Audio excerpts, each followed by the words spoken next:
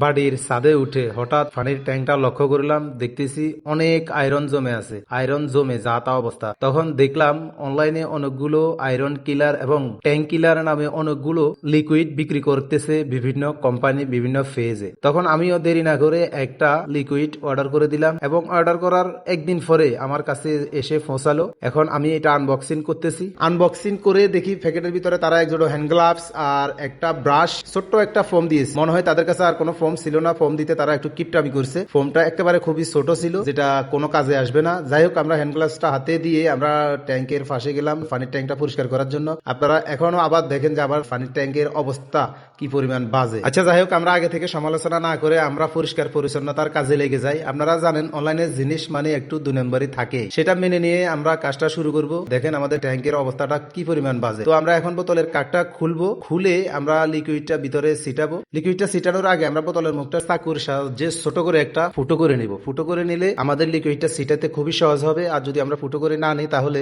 লিকুইডটা এক পাশে পড়ে যাবে, আমাদের কাজ করতে একটু কষ্ট হবে। সেজন্য আমরা চাকুর সাহায্যে বোতলের মুখটা একটু ফুটো করে নিলাম এবং কেমিক্যালটা চারপাশে খুব ভালোভাবে আমরা কেমিক্যালটা ছিটিয়ে দেব, যাতে করে কোনো অংশ বাদ না থাকে। আমরা মুখটা ছোট করে ফুটো করে নেওয়ার কারণে কেমিক্যাল ছিটাতে আমাদের তেমন কোনো কষ্ট হয়নি। সেজন্য আমরা ট্যাঙ্কের ভিতরে চারপাশে ভালোভাবে কেমিক্যালটা ছিটাতে পারছি। যে ফেজ থেকে আমরা এই কেমিক্যালটা অর্ডার করছি তারা বলছে কেমিক্যালটা ছিটানোর পরে 10 মিনিট অপেক্ষা করার জন্য। তো আপনারা তো জানেন আমরা তো ইজি কাজে বিজি লোক, সেজন্য আমাদের তেমন একটা ধৈর্য নাই। সেজন্য আমরা 1 মিনিট পরে ব্রাশ দিয়ে এভাবে ঘষা মাজার কাজ শুরু করে দিলাম। আমি ঘষা মাজা করতে করতে কেমিক্যালটার কার্যক্ষমতা দেখে রীতিমতো অবাক হয়ে গেলাম। এখন দেখেন আপনারা যে কেমিক্যালটা ছিটিয়ে ব্রাশ দিয়ে ব্রাশ করার পরে আমাদের ট্যাঙ্কের বর্তমান অবস্থা। আপনারাই বলুন আমরা কেমিক্যালটা নিয়ে কি কোনো ভুল করছি নাকি আমাদের উপকারে আসছে।